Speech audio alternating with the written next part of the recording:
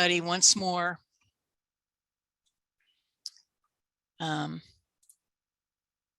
We are recording this meeting, at least the presentation part, and we're glad that you could join us this afternoon for the COVID-19 and Hardship Assistance Resources webinar presented by the CCOF Foundation.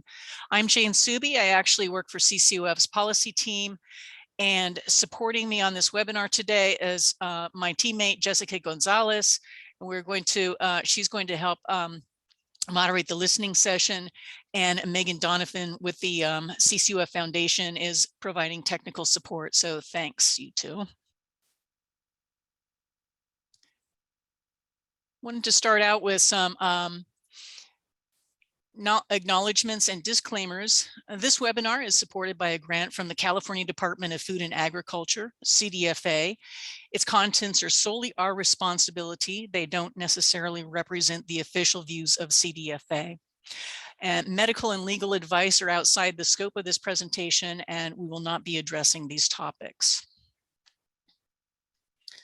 Wanted to share an overview of the webinar with you. We're opening with the welcome, some introductory remarks, and then we'll go into presentation of hardship assistance resources for about 20 minutes. We'll have about 10 minutes of Q&A after that, and then move into a listening session for about 20 minutes and have maybe 5 minutes to wrap up after that. This is an interactive webinar, and so we invite you to participate.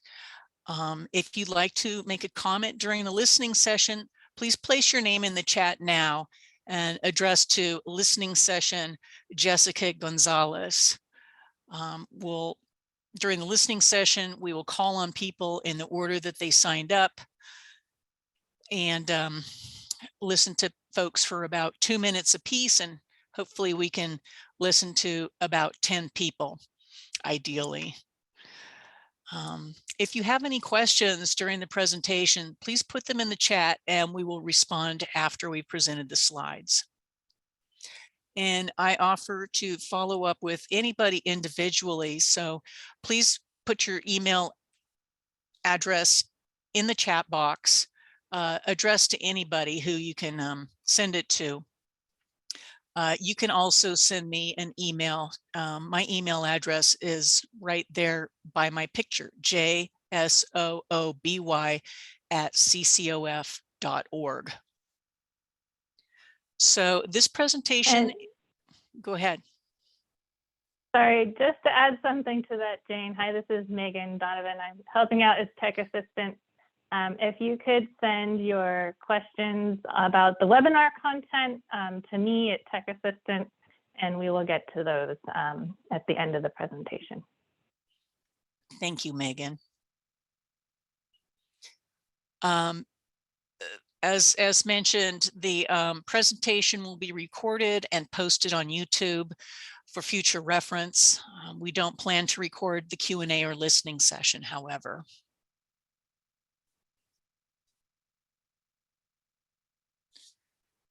So this webinar, we actually had a really great turnout in registrations. I'm not sure that everybody who registered is actually online yet, but we had over 60 people from 13 states registering to join this webinar. So in order to make the resources relevant to as many people as possible, we're going to focus on resources that are available to applicants nationwide. I also suggest that everyone check their state and local government websites for additional resources. If you haven't recently, the website of your state government and or your state Department of Agriculture may have lists of other resources that are available to you.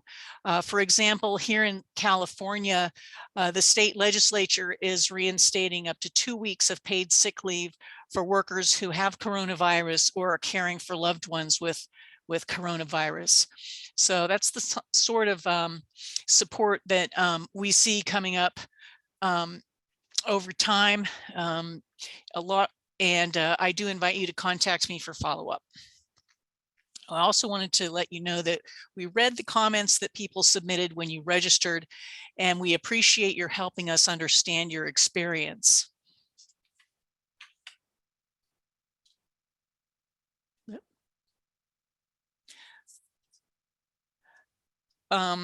I'd invite you to look at the chat box as we move through this presentation, because links to most of these resources will be posted in the chat as we mention them. So to start off, we are CCOF, California Certified Organic Farmers. We are an accredited certification agency. We have been engaging in organic advocacy on behalf of our members for many years now. We also have a lot of educational programming and offer a variety of grants. Currently, CCOF certifies over 4,000 organic operations across the United States, Mexico, and Canada.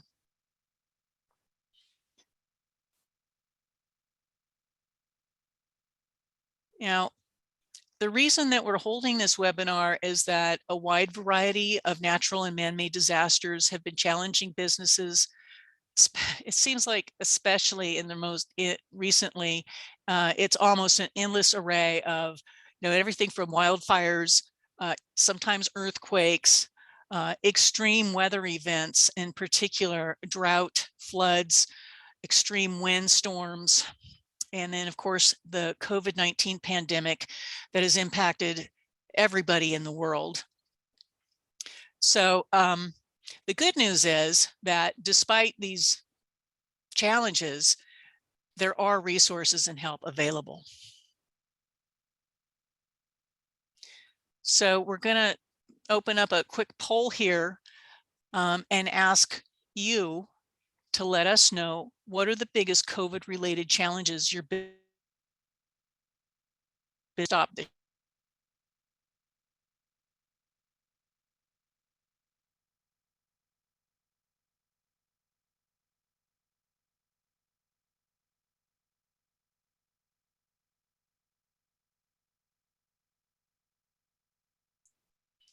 Whoops, I think I lost you all there for a second, but now we're back. So we're just going to let people respond to this poll for a few minutes, for about 2 minutes, and then we'll share the results.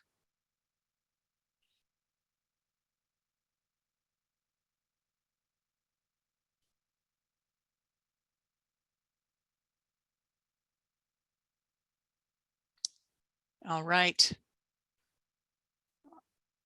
A few more people are weighing in. Last call to participate in the poll. All right. Megan, can you close the poll and share the results with people? Sure. So it looks like we have kind of a mix of what folks are experiencing, supply chain issues, as well as labor shortage, production disruptions, basically about everything on the list folks are dealing with, including stress and burnout. And I think we hear you all, and thank you for sharing that with us.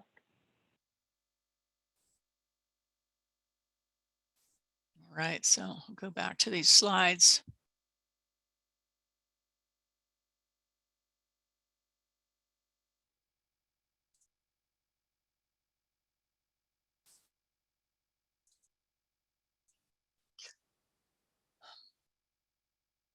Yeah, and that is a really good lead into this information on general principles when we're dealing with COVID-19 and natural disasters.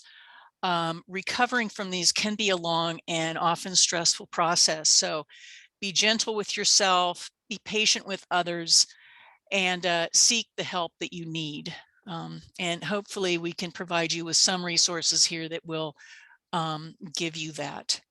There are a number of programs out there, and the details may change over time. So be patient with program administrators too. It's really important that you have supporting documentation in hand so that you can prove or show any losses that you've experienced or any damage that's been done. If you're going to the Farm Service Agency, if you're seeking help from them, get a receipt for service from them. It's their ticket to ensuring that they will follow through with you and will document what they have said that they will do for you. If you're applying for federal support, you may need a farm or a DUNS number to apply. If you need help with that, email me and I can help you out. Deadlines may come up quickly and they might change. Many programs have already closed and some programs have already extended their deadlines. So again, patience, flexibility is really important. So the first resource that I'd like to share with you is CCOF Foundation's own Bricmont Fund. This is the only fund in the nation that provides direct financial assistance exclusively to organic producers who suffer financial losses due to extreme hardship. This program is open to any certified organic operation in good standing. And in the application process involves documenting the economic hardship that you've experienced. The application period will be opening April 26th of this year and will be open for a month. And there may be a fall application period as well.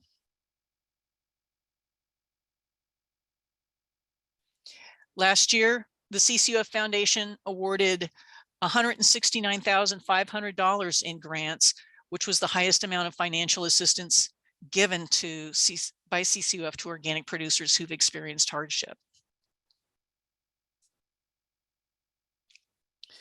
Another source of support for the organic sector is a program that hopefully most of us are familiar with, the Organic Certification Cost Share Program.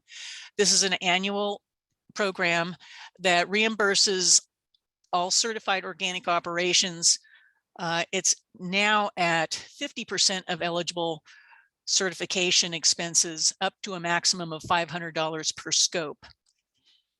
And we expect that the application period this year, again, will be open between June and November.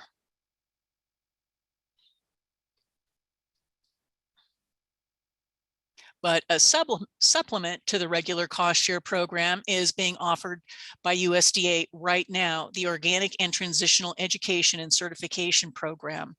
And I don't know if Abby Youngblood is on the call with the National Organic Coalition, but she's really been pounding the pavement to get the word out and encouraging operations to apply for this funding. It may not be a lot of money, but it can supplement the regular organic certification cost share.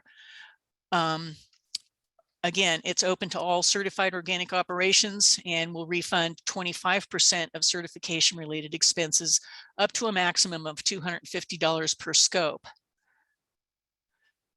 This program is also unique and innovative in that it's also including money for transitional crop and livestock operations, organic educational activities, and soil tests to verify micronutrient status.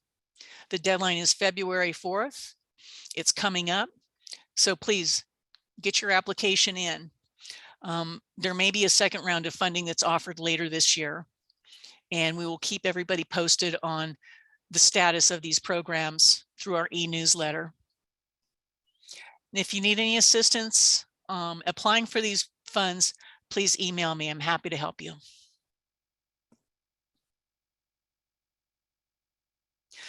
The only other USDA program that's open for specifically for COVID assistance right now is the Spot Market Hog Pandemic Program. It's for U.S. hog producers who sold their hogs at a period of time when prices were unusually low because of the COVID crisis. It'll pay $54 per head. not up to 10,000 head. And the deadline is February 25th. I don't know if anybody on this call is a hog producer, but you may know some hog producers who could benefit from this program. Now, shifting over to another type of aid, the IRS offers tax relief in disaster situations. Usually the relief is in the form of extending tax filing and payment deadlines. Right now on the IRS website, for 2022, there are Colorado wildfires and winds, Tennessee severe storms, and flooding and mudslides in Washington state that are listed as disasters that qualify for this tax relief.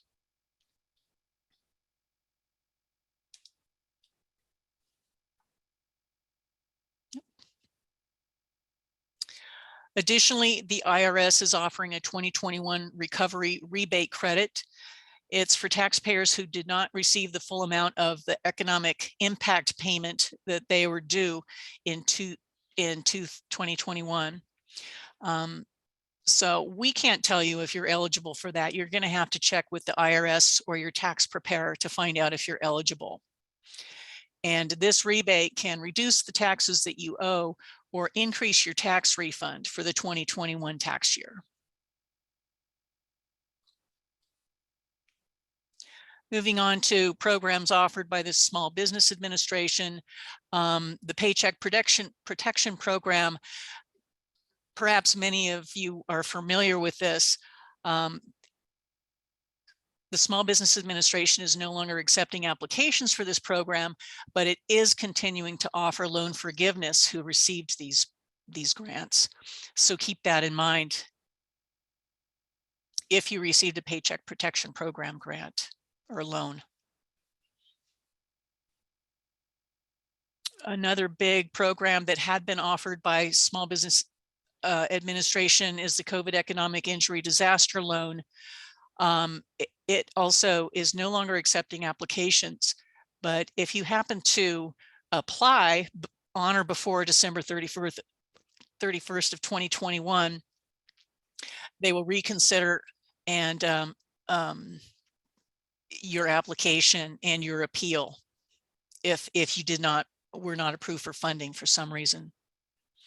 And additionally, existing borrowers can request increases up to their maximum eligible loan amount for up to 2 years after the loan origination date, or until the funds are spent out. So if you're in that situation, it would behoove you to apply for that increase soon.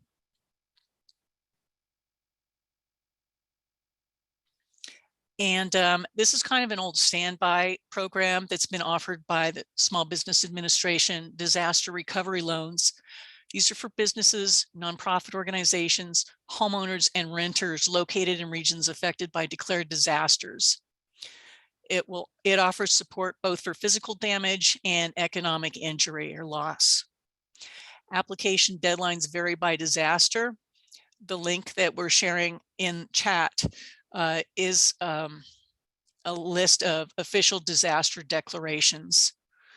And if you click on those disaster declarations, if you live or have your business in one of those areas and qualify, then you can get the details for exactly what you can apply for and when and how you need to apply for it.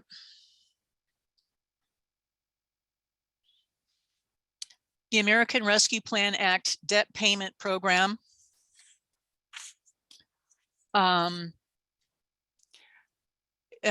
It offers loan forgiveness for socially disadvantaged producers that have qualifying loans. And the federal government defines socially disadvantaged producers as Black or African American, American Indian, Alaskan Native, Hispanic or Latino, Asian American, and Pacific Islander farmers and ranchers.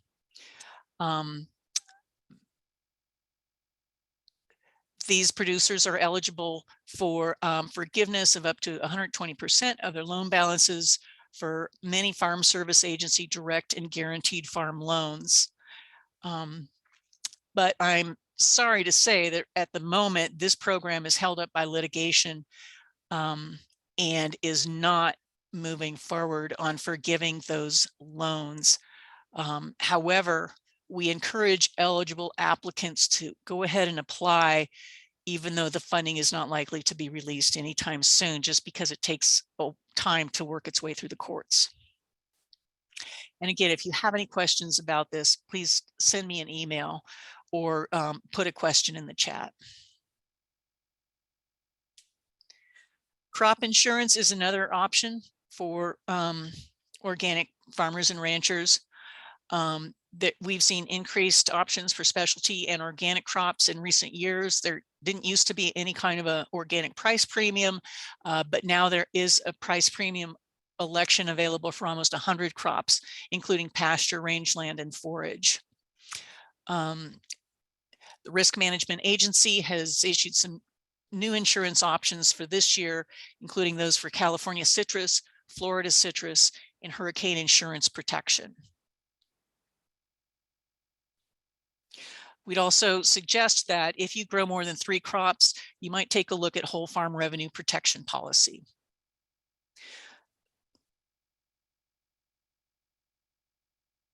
So as part of the larger world of pandemic response, rebuilding our food system and building more resilience into the food system is real focus of this administration. So here are a few programs that we anticipate opening in the coming year.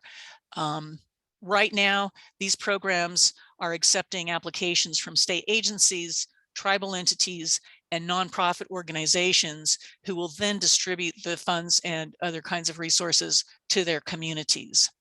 So these programs are in the works. And again, and we'll share a link with you in just a little bit, how you can subscribe to our e-news and get more information about these programs as they're rolled out. But the Farm and Food Worker Relief Grant Program will provide support to farm workers, meatpacking workers, and grocery store workers.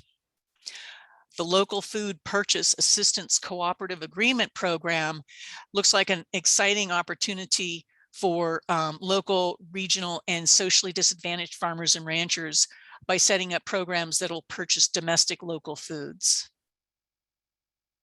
And many of these programs, the links are not directly to apply for that support, but again, for the kind of technical assistance groups that will be getting the block grants and distributing the aid to their local communities. USDA is working on this idea to establish 7 regional food enterprise centers throughout the country that will invest in infrastructure and technical assistance to small and mid-sized food, seafood, and farm businesses. And this too should offer some good opportunities for small scale and mid-scale organic farmers and ranchers and processors. And finally, even though it's not disaster or COVID specific, USDA is working to develop an organic transition initiative that will offer technical assistance for organic and transitioning farmers, and will also invest in market development to expand processing and distribution capacity for organic supply chains. So we will definitely be keeping you up to date on that program as it works its way through the system, through USDA.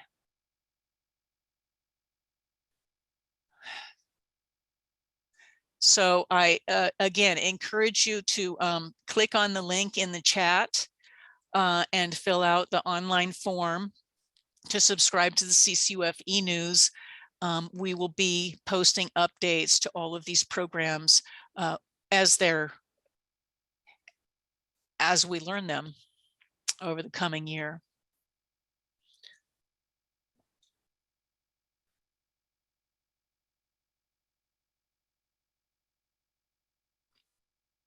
Here's a a basic list of other organizations that offer support to the farming, ranching community.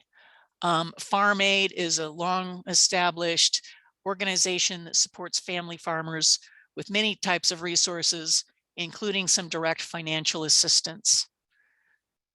A Farmers Legal Action Group provides legal services and support to family farmers.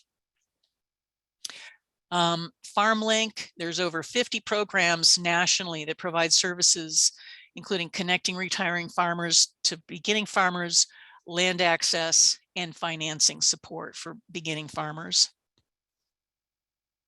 Now I should slow down because yeah, we've got links for all of these. I don't want to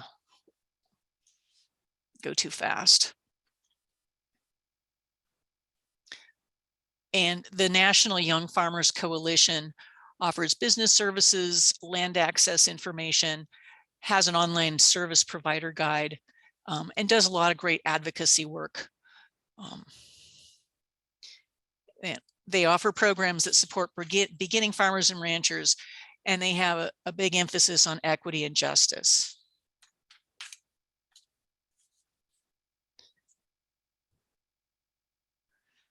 So I will open it up for questions. And if you have any follow-up questions to this presentation, please place them in the chat or email me and I'll respond to you later. And after we field questions on the presentation, then we'll get into the listening session. So I'm going to stop sharing now. Great.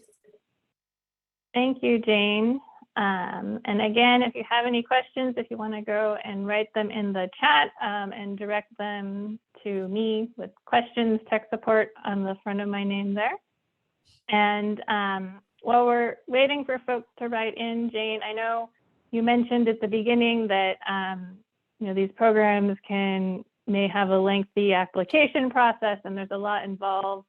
Are there any particular documentation that sort of, you know, when you're starting to think about applying to something, having on hand? Like, I know a lot of programs sometimes ask for a Schedule F from your taxes and other things. Did you kind of see any other patterns or, you know, things to help people get organized when they're thinking of applying to these programs? Well, yeah, I mean, that's a great recommendation, Megan. And no, I'm not familiar with those kinds of application details. But I do know that when you're applying for the certification cost share and the new organic transition and education cost share program, that you do need to show a copy of your organic certificate. So that's a basic requirement for applying for organic specific resources. Great, thank you. All right, so I think we're gonna